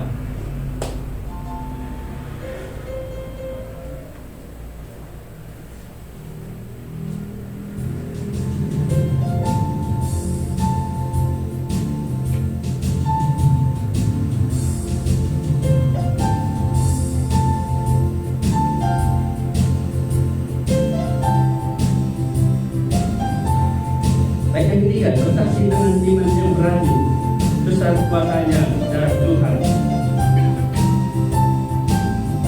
Kita nyanyikan. Bersaksi dengan iman yang berani, besar kuasanya darah Tuhan. Beritakan Injilnya dengan bukti, darah Yesus yang selamatkan. Ada kuasa dalam darahnya, darah domba Allah. Ada kuasa dalam darahnya, darah anak domba Allah. 10 menit ini kita akan berdoa, beberapa topik doa. Satu topik doa saya akan bacakan dan kita akan doakan bersama-sama. Boleh buka suara, karena topik doa kita ini bukan saja untuk kita, tapi juga untuk semua orang di sekitar kita.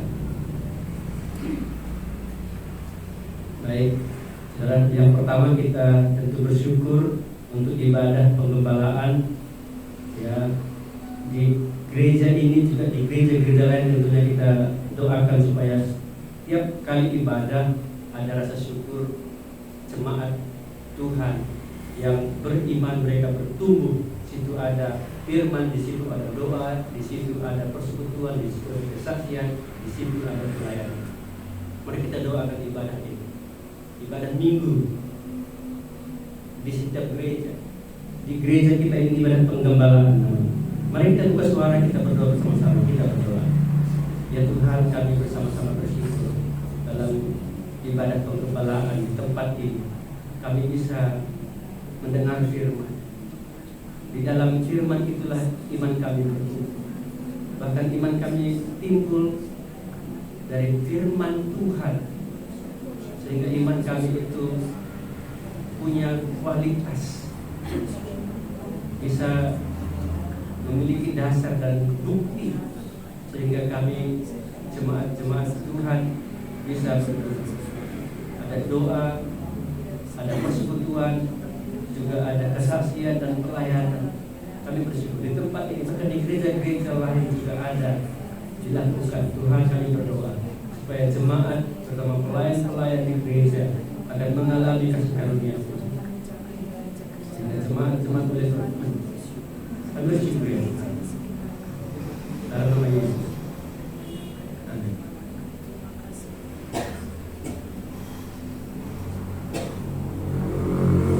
Yang kedua, kita berdoa.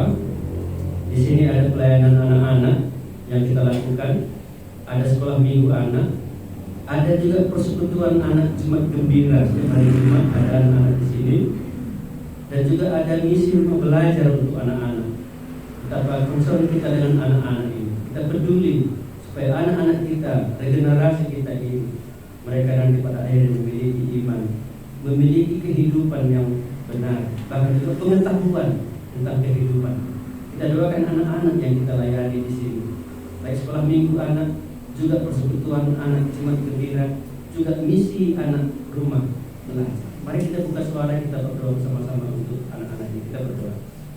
Ya Tuhan, kami bersama-sama mengingat akan kasih Tuhan kepada kami, juga kepada anak-anak, terutama anak-anak yang kami layani di tempat ini.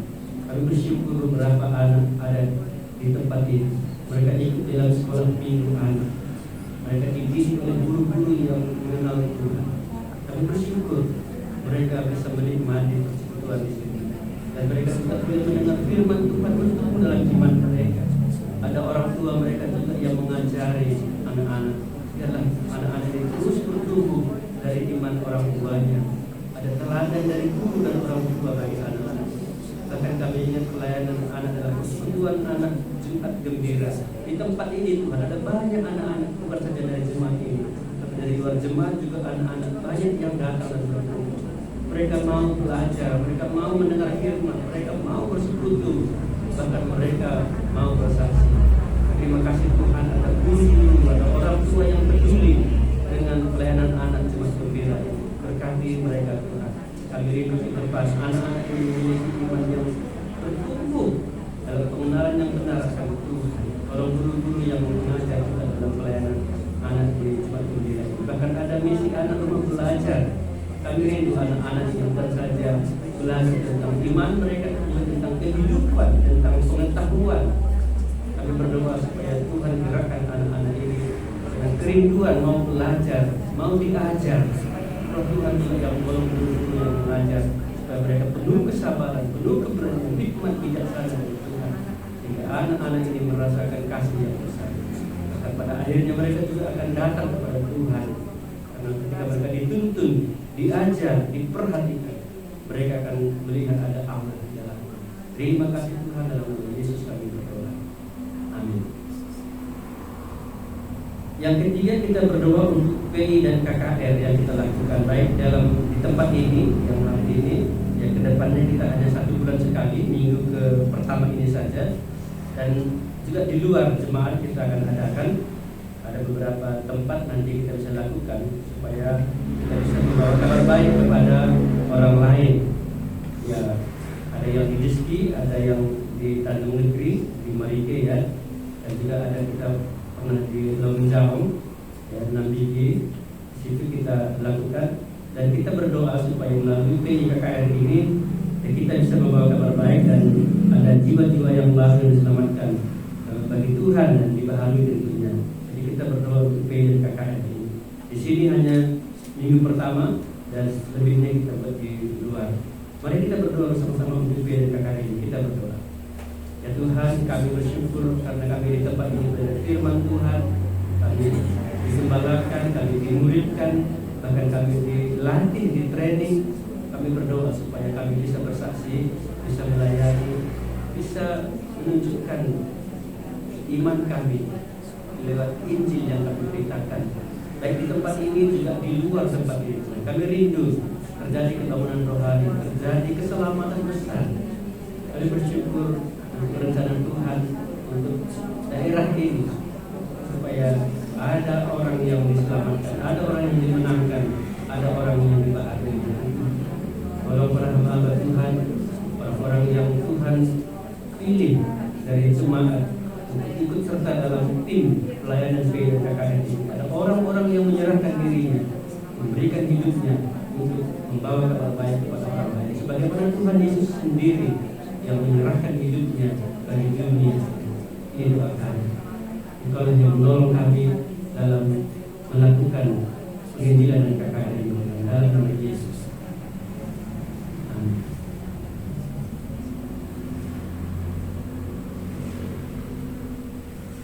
Kita berdoa untuk ada rencana Karo berdoa.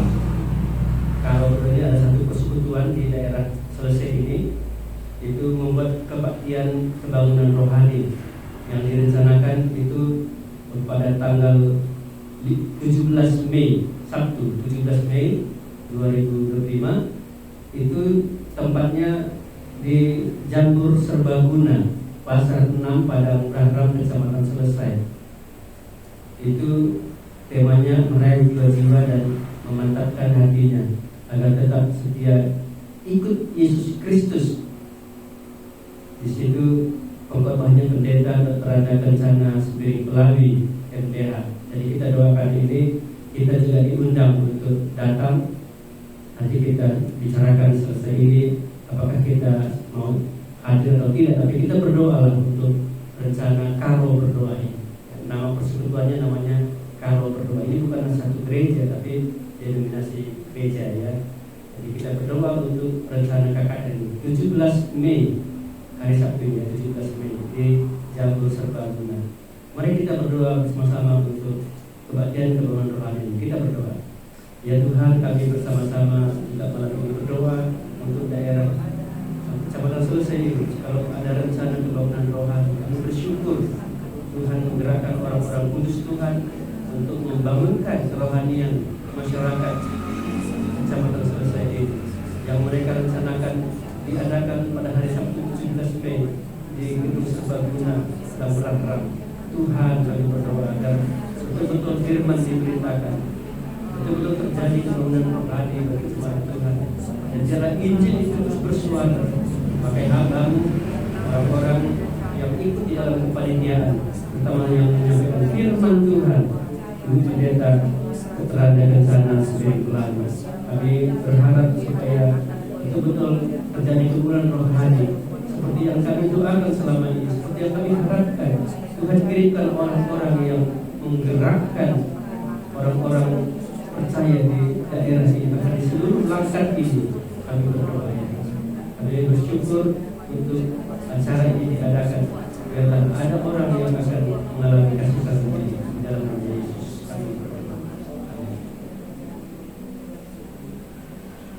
Yang terakhir kita berdoa untuk pembangunan gedung gereja kita. Kita merencanakan untuk membangunnya tahap demi tahap, dan kita perlukan hikmat bijaksana dari Tuhan akan hal ini. Dan apakah ada tambahan yang mau kita doakan malam hari ini? Kalau ada silakan saudara sampaikan dan kita doakan.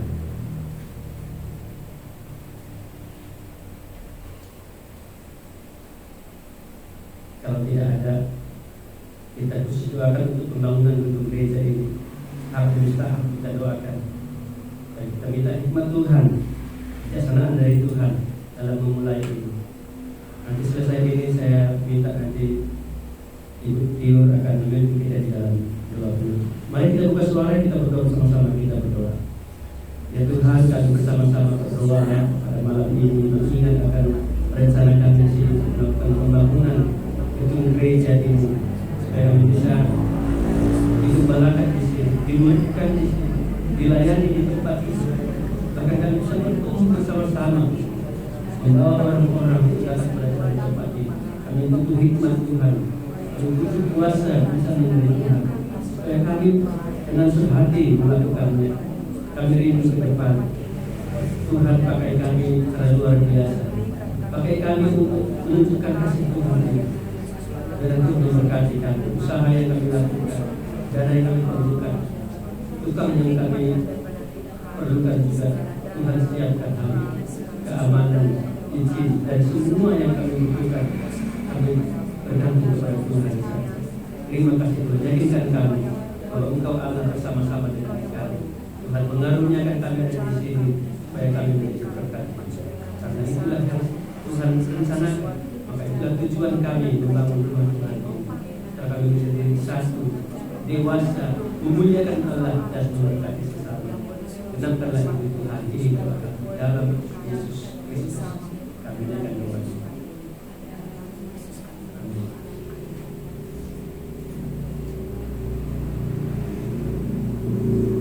Tuhan Yesus, kami bersyukur untuk ibadah kami malam hari ini. Ada kebenaran firman Tuhan yang boleh kami dengar.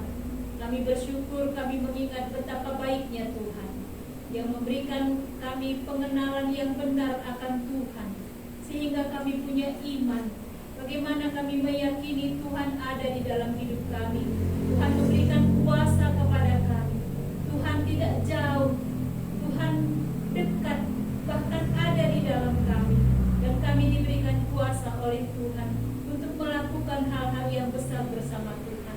Inilah yang menjadi doa kami Tuhan, supaya Engkau Tuhan yang menambahkan iman kami, supaya kami tahu dan mengerti bagaimana kami harus memiliki iman yang benar di dalam kami mengenal Tuhan, di dalam kami memahami firman Tuhan, hidup di dalam kebenaran firman, hidup di dalam kekudusan, bagaimana kami punya waktu bersama-sama dengan Tuhan di dalam doa-doa kami.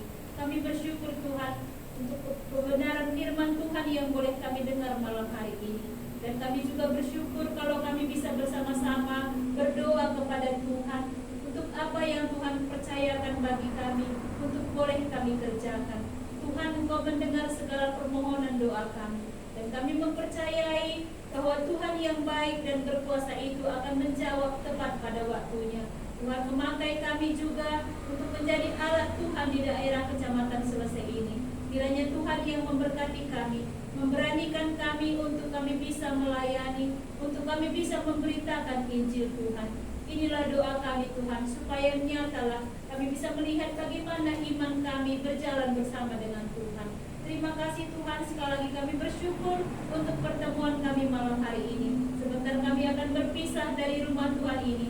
Kami akan kembali pulang ke rumah kami masing-masing. Tuhan berkati kami, berkati hidup kami, berkati pekerjaan kami. Tuhan yang menyediakan, Tuhan yang mencukupkan segala kebutuhan anak-anak Tuhan. Jangan biarkan kami kekurangan. Bahkan Tuhan pula yang memberikan kami kesehatan, supaya lewat hidup kami bisa melakukan apa yang baik, yang berkenan bagi Tuhan. Ini doa kami. Terpujilah nama-Mu Tuhan Yesus Allah kami. Kepadamu kami berdoa dan mengucap syukur. Kepada Allah beri puji.